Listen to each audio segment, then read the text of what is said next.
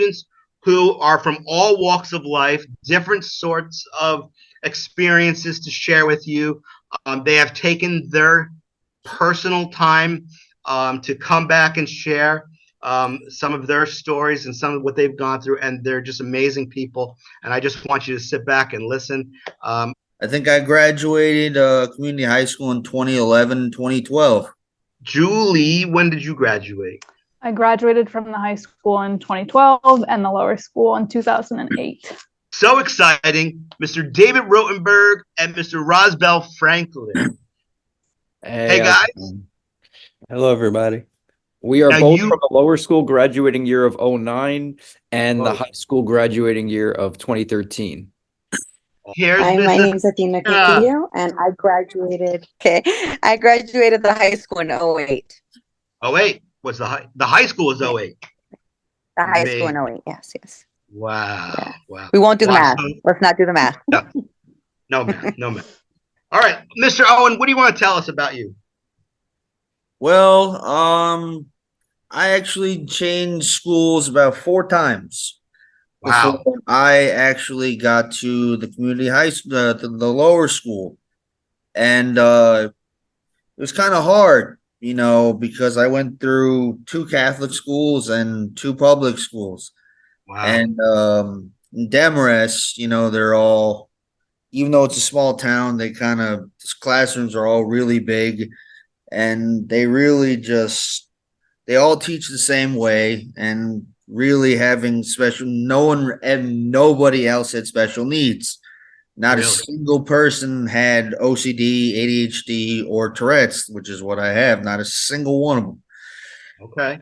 And then when I went to Catholic school, the material was a heck of a lot harder.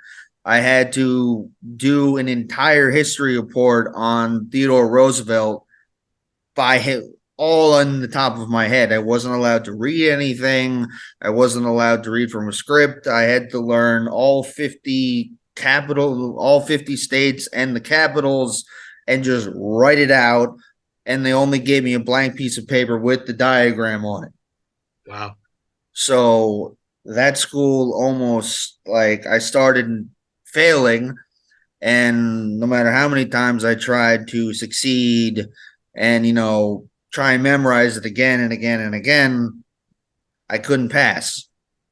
So I started getting really upset because I thought, I wasn't good enough. I wasn't smart enough. I wasn't like any other kid in my class.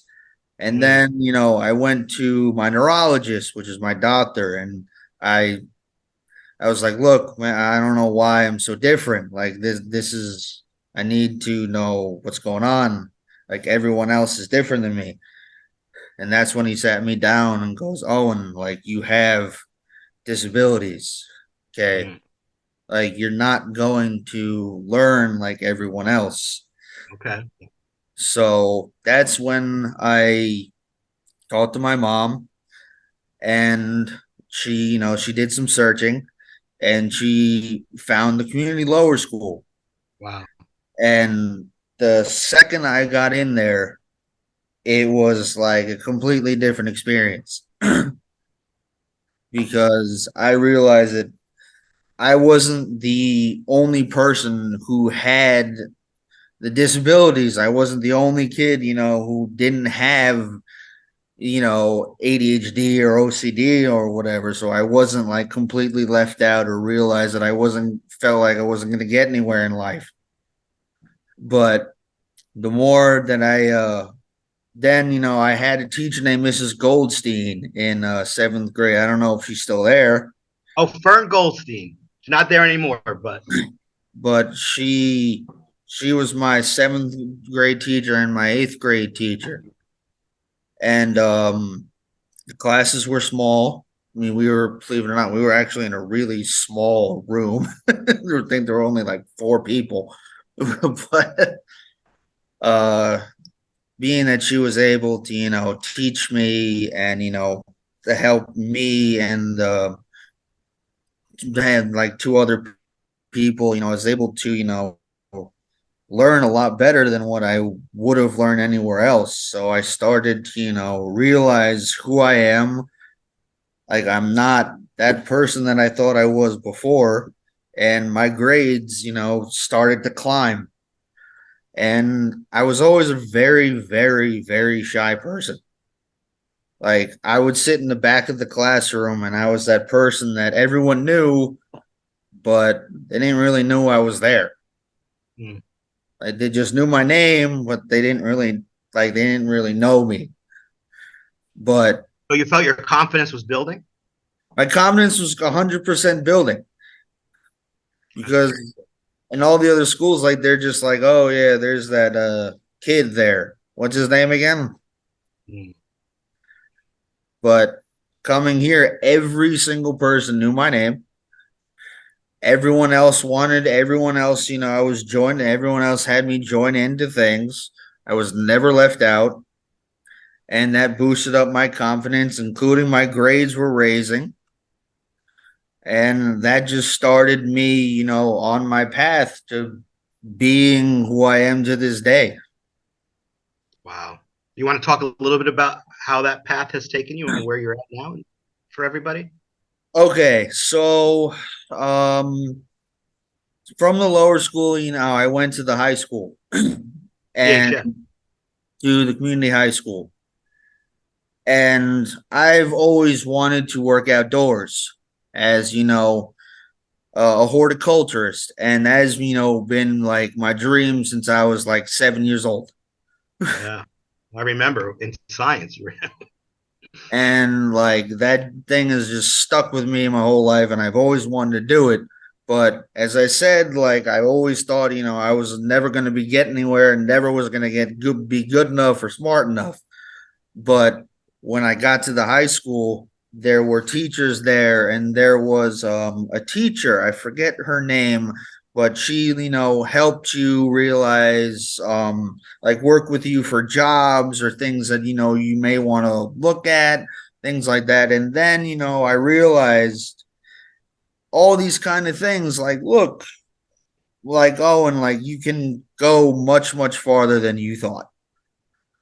And also, every single teacher that you have, whether it be art, music, science, the gym teachers, they're all there. And every single person is going to boost your confidence even more because they're all like you can talk to every single person even more. So you went through the 4 years at the high school, where and confidence sky Just high, kept, much better. just And kept going. what was next? Okay, so I I took my degree to I actually went to Bergen Community College. Okay. And there I got my horticulture degree. And then I also went to Rutgers University, where I extended my knowledge in horticulture. And then I got my master gardener degree as well. Wow. Wow. Congratulations, Owen. And I mean, none of that would have happened if, I actually didn't start there and start at the lower school because I was that kid who just had all these issues and no one actually gave me a chance. Wow. You're a brave man. You're a good man. Thank you for coming out and sharing with us and taking your time. Is there anything else you want to add? And maybe some of the things that, strategies maybe that you had that kind of helped you out with some of the learning Okay. and So a lot of one of the really big things that definitely helped is, everyone's gonna have, issues, and face a lot of problems. I'm not gonna say, if you're gonna these things are gonna be, 100% like fix everything, but I mm, will say, they will definitely help. So okay. a main thing is definitely have a support system. So whatever, like basically whatever you're going through, whether it be, you're like you're feeling completely stressed out, or whether like stressed out means like, oh, you don't think you're struggling in the subject that you're in. There's always someone that you can talk to that'll help you through that subject. or if you just feel like, look, like I really, really need a break right now, there's someone that you can talk to. Like find that support system, because those people, there are always people that'll always help you out, whether it be your friends, your family, your teachers, whatever that be, whether whoever it may be, that support system definitely will help. Yeah, I agree with that. Thank you so much, Owen. That's fantastic. Any last minute, anything else? I mean, we're gonna do a Q&A, so when is that? But I want to make sure we get everybody in. I So is there think anything? that's okay. I think I'm good Yeah. there. Mr. Owen, it's fantastic. Thank you so much. I would just say something before we go a little bit further, but I have always said to our students, and I just have always felt like they were some of my biggest heroes. You guys are always some of my biggest heroes, current students included, because you've had to deal with challenges in other neighborhoods. We've got people coming from Staten Island. You're taking from Brooklyn, the Bronx. You're coming from different neighborhoods to this suburb in New Jersey. You're coming to Teaneck, and then there's all these personalities and diversity, but you're all going through the same kind of thing. And in a way, you can look back on it now, and like I said, you guys have always been my hero. How you keep going and showing the grit. So let's move forward, and I got a duo over here. Our two buddies, Mr. David Rotenberg and Mr. Rosbel Franklin. How you guys doing? Hey, doing well. Very well, thank you. Yeah. Who's starting? Or how are you going to do it? All right, let's hear Rosbel. So my name is Rosbel Franklin. I attended both the lower school and the high school. Yeah. And so my journey started in the Bronx. I grew up in the Bronx, Bedford Park, and I attended quite a few public schools throughout the Bronx that were not working out for me. When my parents found out I was struggling in school, they took me to get tested, and they found out I struggled with ADD, dysgraphia, and some OCD. So, and the graduation rate in the Bronx was very poor. So they wanted to give me a chance, give me my best chance. And I remember my mom told me she found out about community school through a friend. And so they kind of were referred to the school, and then she looked into it and told my father about it. And so it was in second grade, but not at the very top of the year. I started a little later on because I was testing out other public schools in the Bronx. But it was like a complete shift. It was like night and day. All right. I wasn't getting the assistance I needed at all in the Bronx. I was missing out on courses like math. I was not learning any math there. We didn't have desks to sit at, places to put our things. Oh, wow. And so, and the one-on-one, the support, having a smaller classroom sizes was critical. Also, in the public schools, I remember hearing a teacher say that I was never going to learn how to write. To you? Yes. Wow. And wow. And I had, I thought they were telling me that, like, they were telling me my fortune, like, this will never be a thing for you. And then going into community school, I found out that that was not the case. I was absolutely capable of writing. It just took the right teachers, the right kind of support. And so, yeah, they put me on the right path. I learned not only how to write, but how to write and be able to read my own writing, but to write in script. And which was important. That was another thing I never thought I'd be able to do. But I was able to prove myself. And then with math too, the teachers, I was allowed extra time to work on the equations. I spent some time during homeroom on the computer doing little math like challenge games. Mm-hmm. And then my reading comprehension also excelled throughout my time in the lower school and then going into high school for sure. Yeah, anything else? So Yeah. you started getting some better support. Yeah. You started your confidence level started. I mean, it's powerful with people. A Yeah. lot of teachers don't realize also, like, in our words are powerful.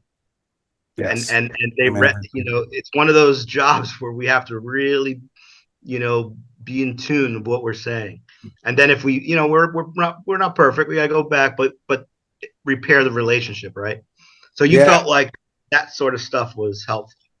Yeah. And I remember specific teachers really stood out, especially you, Dan, in your teaching methods. Yeah. You made it fun. You made it interesting and you engaged with us in a way that was just memorable, and you found fun ways for us to memorize terms, doing all these voices and impressions. And it really stuck with me. It really did stick with me. And it,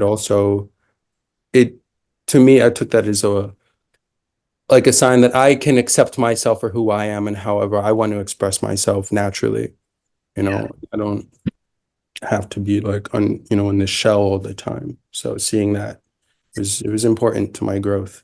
And I got to say, seeing you out of your shell was really exciting because you're like, we did a lot of assemblies back then and filmed, like we did a lot of funny movies, and you were just like a superstar, like voices and like, you did a lot of fun stuff. So it was great to see. It's great to see you out of your shell. So now what's kind of going on? Like where are we heading with things, and what are your thoughts? So now I'm in the performing arts. I went to school for performing arts at Adelphi in Long Island.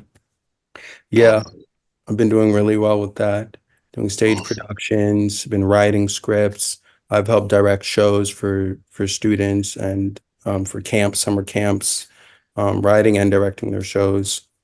Put out your Instagram here, guys. You put in the Okay. chat anything you want to plug. This is your time to plug. You know, but let us follow you. I've been following you for a while, but and I Yes, yes. enjoy thoroughly. I enjoy your shorts and your Grinchmas that you do. Always, You're you always give me feedback and you are support. so talented. So continue Appreciate with it. that. All right. So you got a buddy next to you. You stayed Yeah. friends all these years. Yes. I mean, and you're from the Bronx. And where are you from, Yeah. David? I am actually from Cresskill, so where Owen's staying Cresskill, right New now. Jersey. I'm right And from Jersey. I'm just going to say one thing before you start talking, David. But without, and it's not pretty obvious, but without the community school, would this friendship exist? Where would this friendship? Never. It wouldn't have existed. No. It's so cool. So go ahead, David. How you doing? And let's give us a little something. All right, I am doing well.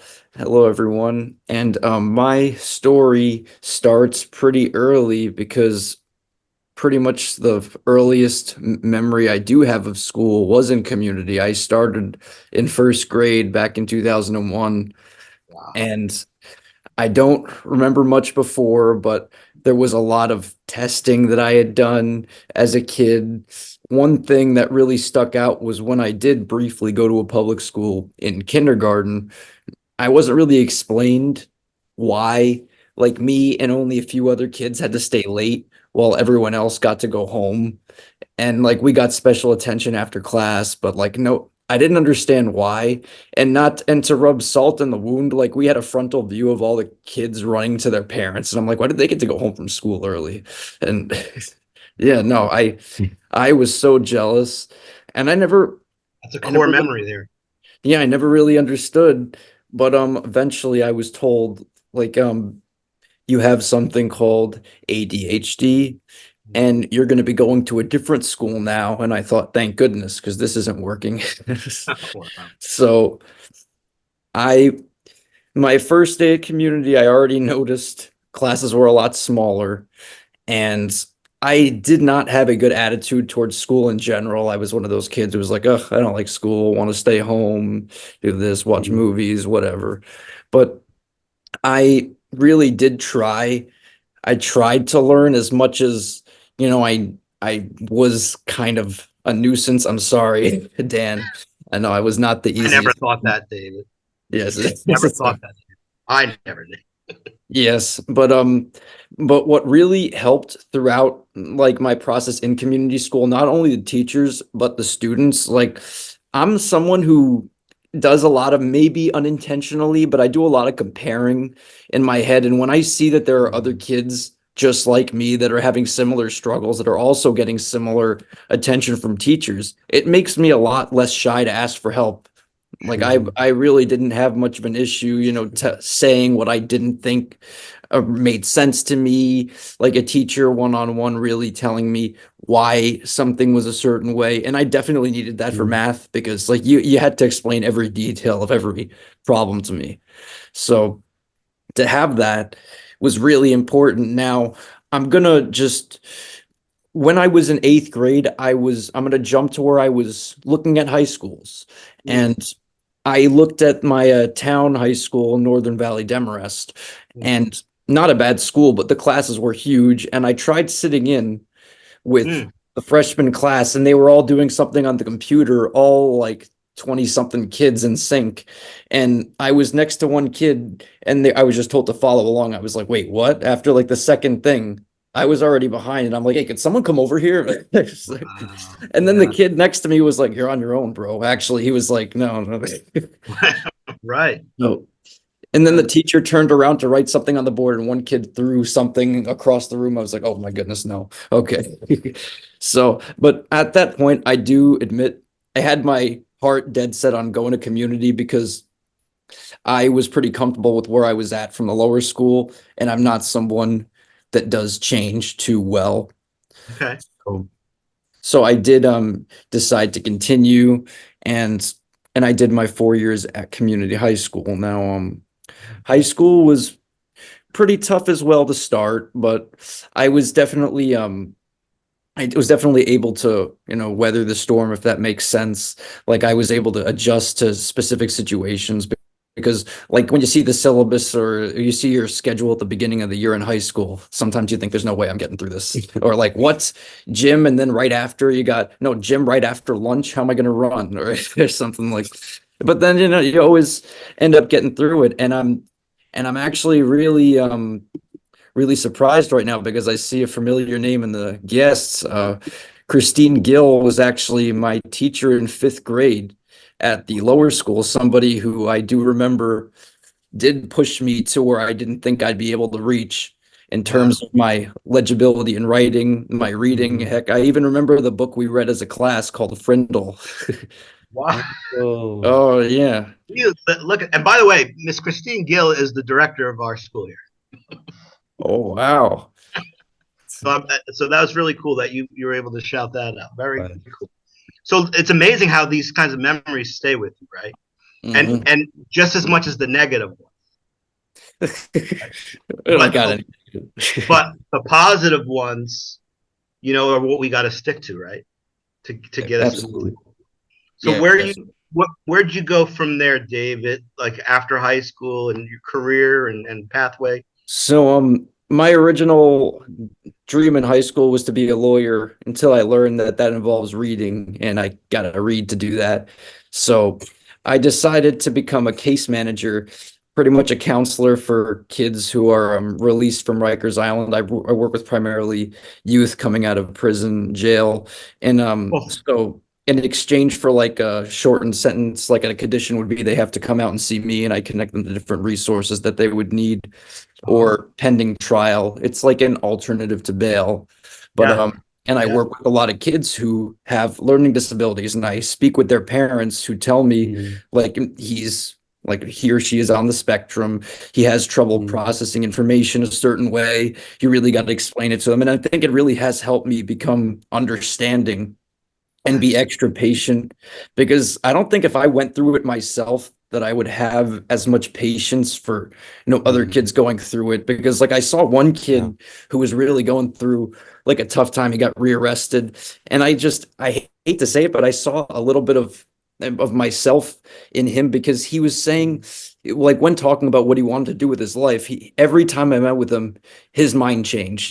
He wanted to do this, he wanted to do that, he's 19, he wants to go to high school, he wants to take prom photos and relive high school that he never had. Now, then he wants a GED, then he wants to get into law enforcement. That's not happening anytime soon. So like right now, right now we're working, and I hope that we can get to the goal that, he's doing his own thing, he's on his own, and to where he builds trust back with his parents again. But I really do think a lot of what I learned and gained through community has helped with what I'm currently doing. And I'm thankful that I was able to become patient and through my own experiences. Yeah, David, that is just tremendous. Like, here's the deal. Like, when you're able to ascribe meaning to your life and purpose, when you've taken the struggles that you've endured, and rather than, a lot of us, sometimes we just escape and we find ways to escape. But when you can use that pain and use that struggle to benefit others, and look at what you're doing, Mhm. and it's helping you and other people at the same time.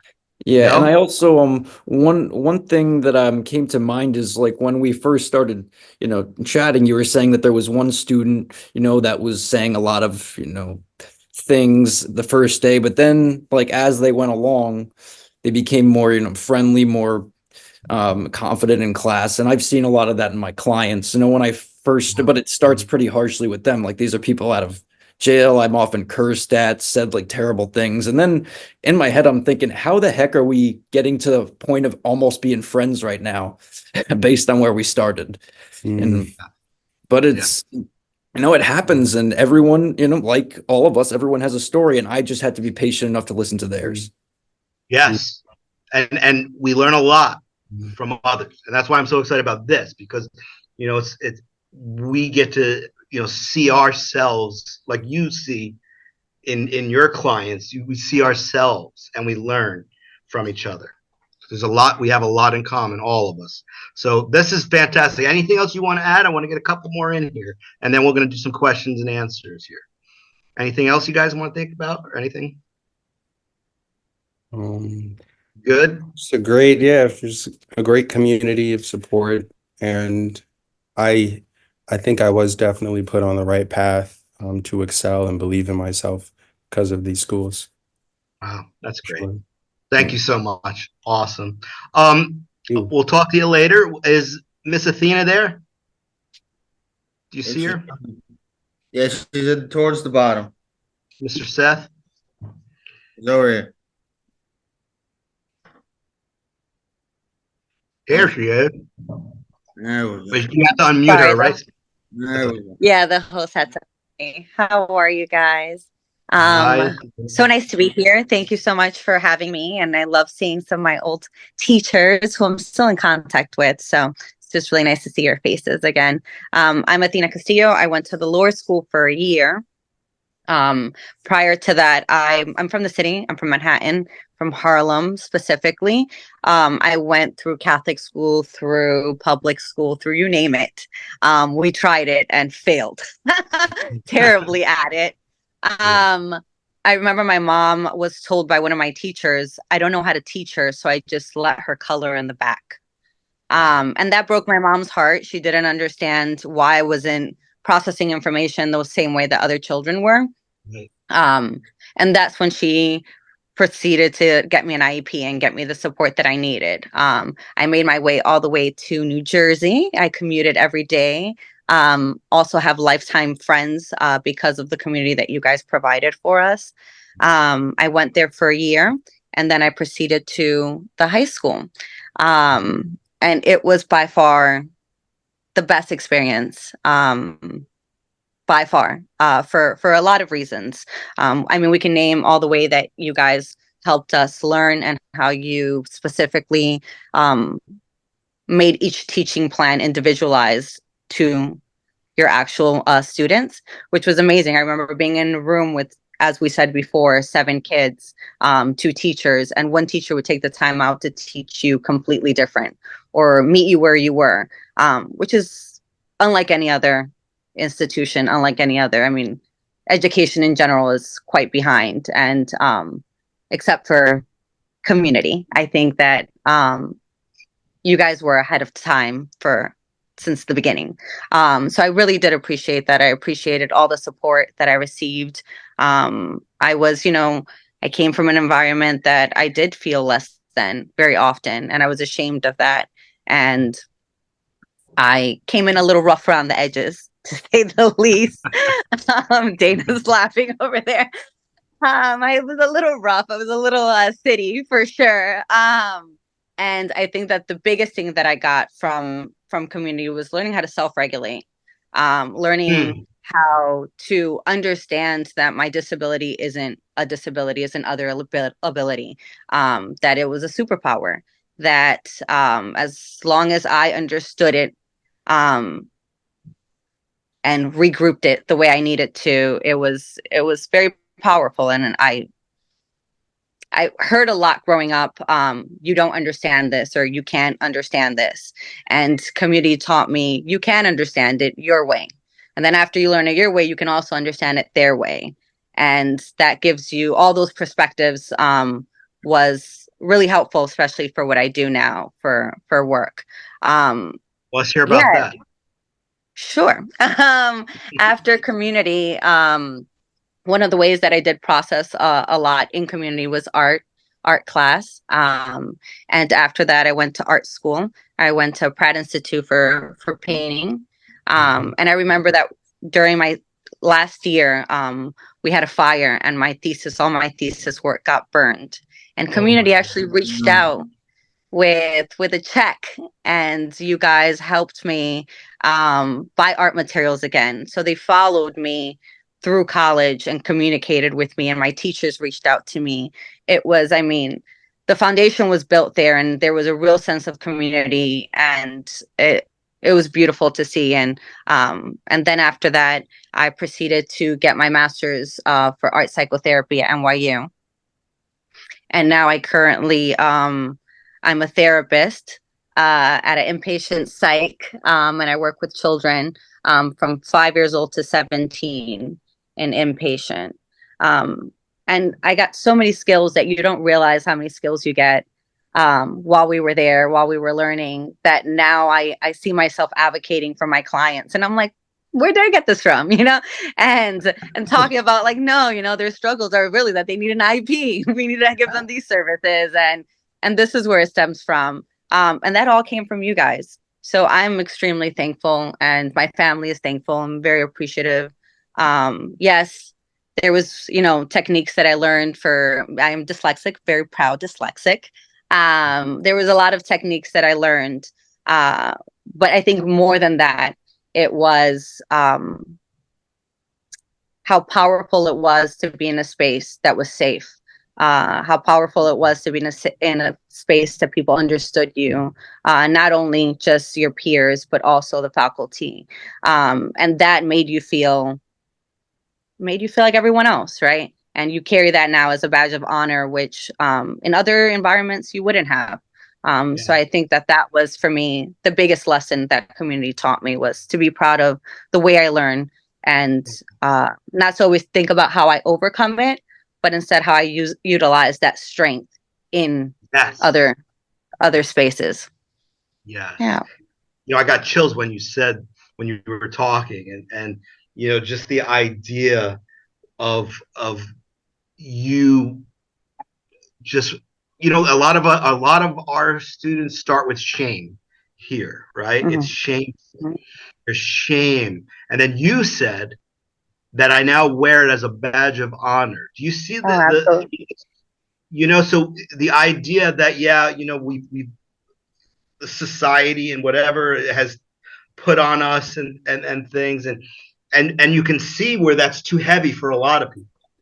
Mm-hmm. And if they don't have the right supports, and they don't have the it becomes too heavy for maybe the rest of their lives. And maybe, but what you've done and what you continue to do, and how you're taking this, and once again, like you're ascribing meaning to your life purpose. And I've seen some great things that you've done. There's like nonprofit stuff you've done, art in Cuba, like the stuff that you've done. You're born to advocate, right? So now because you had to do it. You had to see mom do it. You had to see, right? And now this is you. So Yeah, blessed. I'm I did. I really did. happy. I did see mom do it and I did learn, but also you guys didn't. I remember you guys fighting for me, in IEP meetings um and I saw mom do it. So that did build that foundation of advocacy for me. But I'm very appreciative of community. Well, we're appreciative to you. Like I said, and I'll say it again for anybody that missed.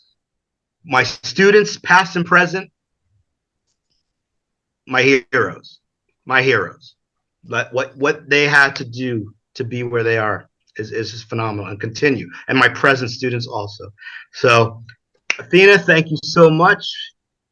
We really appreciate seeing you.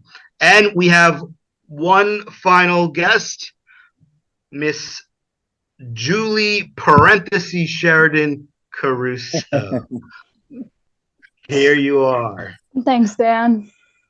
How's everything? Good. Super excited to be here. Yeah. I think I started a little later than most. So I came to the lower school in 6th grade. Previously, I'd attended Catholic school, kindergarten, 1st grade. They recognized right away that something was off. They told my parents it wasn't a lack of effort. It wasn't making sense, and they didn't have the services to provide me with what I needed. So my parents put me in public school, so testing would then be paid for. So they put me there in 2nd grade, and it was an uphill battle, to say the least. I don't know the entire logistics of it because my parents handled it, of course. But I do remember conversations that I was lazy. There was conversations to just hold me back, that would help me catch up.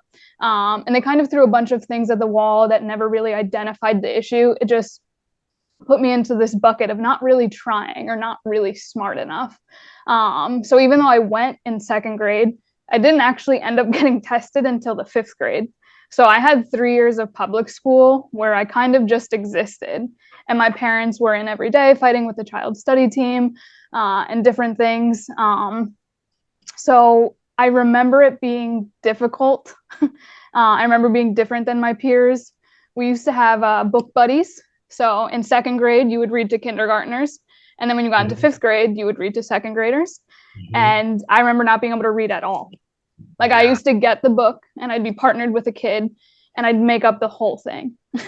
I just, whatever came to my mind.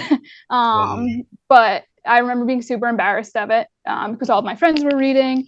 I remember being super embarrassed in class to ask a question and stuff like that. Teachers weren't always the kindest in public school, and no fault to their own. They probably just didn't know better at the time, but there's things that stay with you forever, and kind of how they made me feel in those moments still stick with me 20 plus years later. So 5th grade, I finally got tested. I got diagnosed with dyslexia.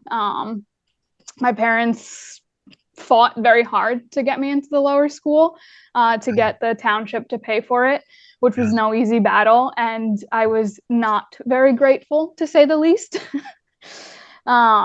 Full transparency, I got there in 6th grade, and probably the first month or two, I asked my parents every day to send me back to public school. I was like, this is not where my friends are. These aren't the teachers I know. It's just not the place that I had wanted to be.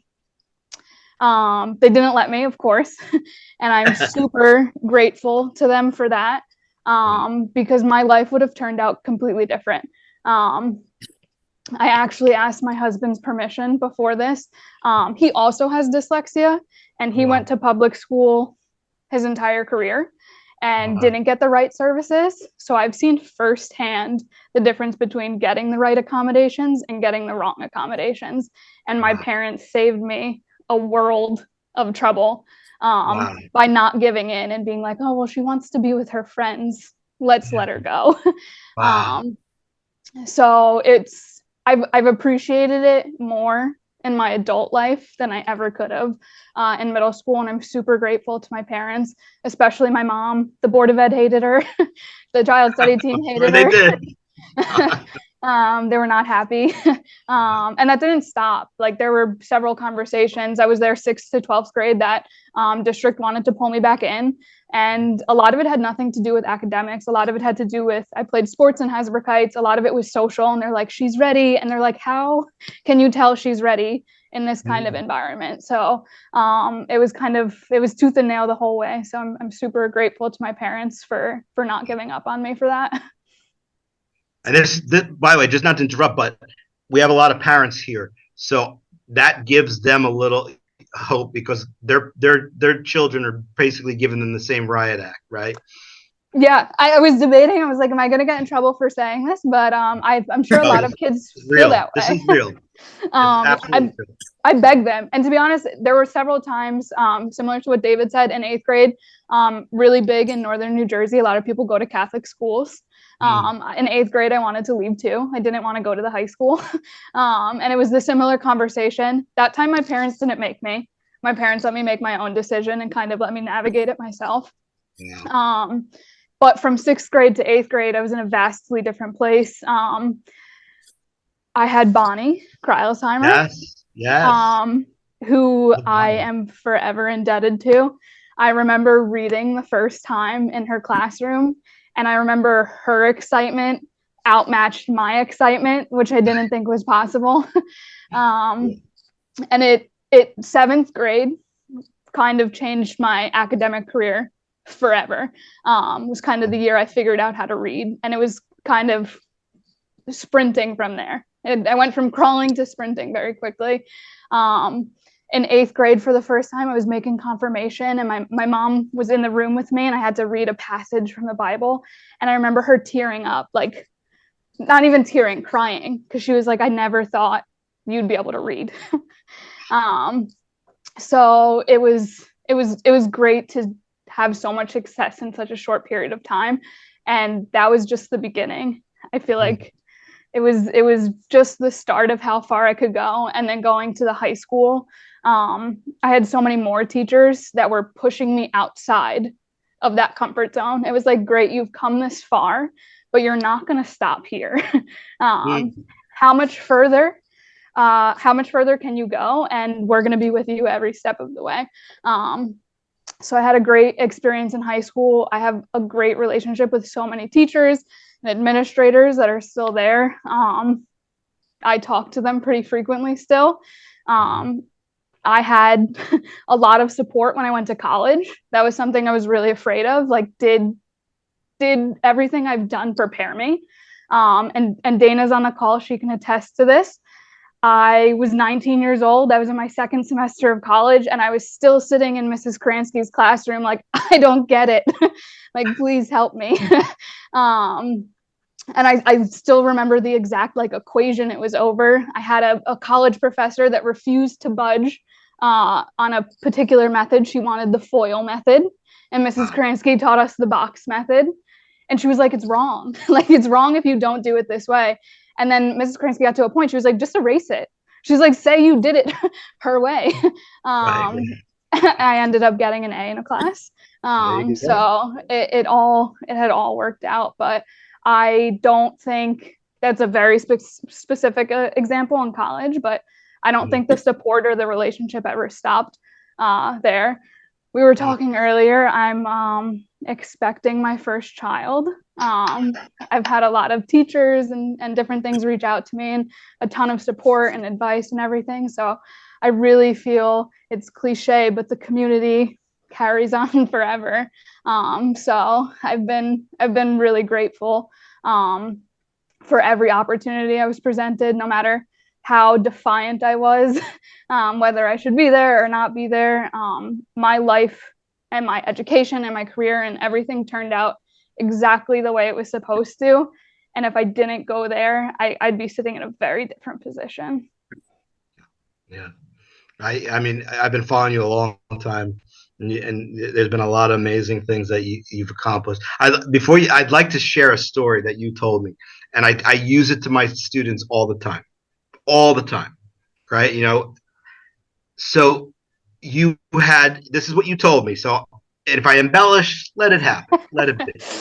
But so you you got really good with math. You got really good with the numbers, right? And you said, I'm gonna use that strength, and I'm gonna go towards CPA, right? Certified.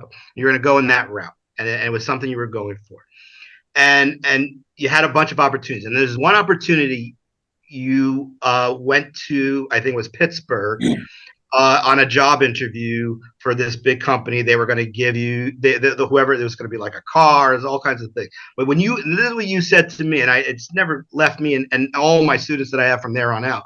So you like looked around and you saw in the interview room, basically everybody kind of looked like you. Like everybody had the same sort of like cool business suit and suitcase, and everybody was like, kind of the same deal.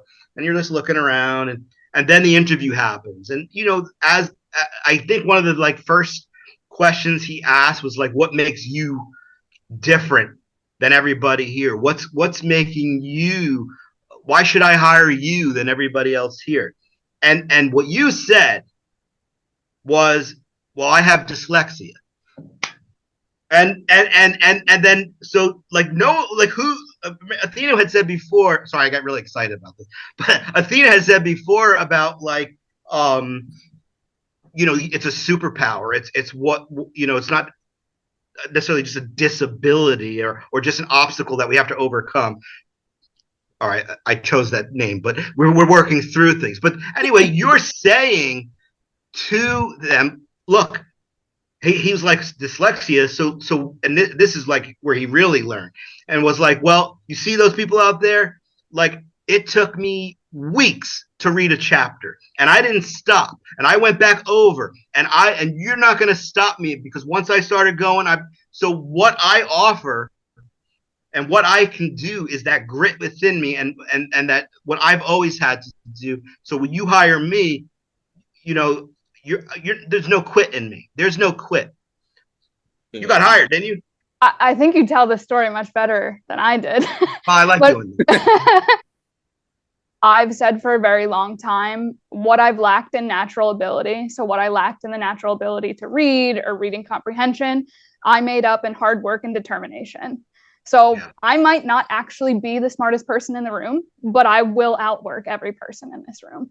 And that's something that I can guarantee, because I have direct control over that. I can't control if I read faster than the next person, but I can control how hard I try. So that's something I live by. I'm a big has-been athlete. I think hard work beats talent when talent doesn't work hard every single time. I have friends a lot smarter than me that have done a lot worse than me. So I think, and it's true in every aspect of life. How much you put into it is how much you're going to get out of it, disability or not. Right. Fantastic. Julie, thank you so much. It's wonderful to see all of you, and we have others that were, some people dropped out, but I tell you, we're going to continue this, because this is a special night. This has been a really special night. For our school, for our students, our families, and especially to see where you guys have come and keep going. You're wonderful, and we really, and you say you owe us, but like I said, you're my hero, like all of you. They really are, and I mean that from the bottom of my heart. And I have a first grade daughter, and I want her to see this type of stuff, and I want to see. So for everybody that spoke in the chat, if there's any contact information you want to share, if anybody wants to take a look, if anyone has any questions they want to pop in and kind of ask our panel, otherwise, once again, I really appreciate everybody that tuned in. We're going to record. We already recorded it. Or we might have to do some editing, because I heard it like stop in between, but because like the finale. But we'd like to put it on our social, maybe our YouTube. We'll figure out ways to make sure the people that couldn't make it. I think it's beneficial, and I think it's something that we should continue for who knows how long. Well, at least as long as I'm around. So, any questions, or anybody in the chat want to say anything? Is Mr. Seth here? Did I lose Mr. Seth? Maybe I did. Oh, Ashley's here as host.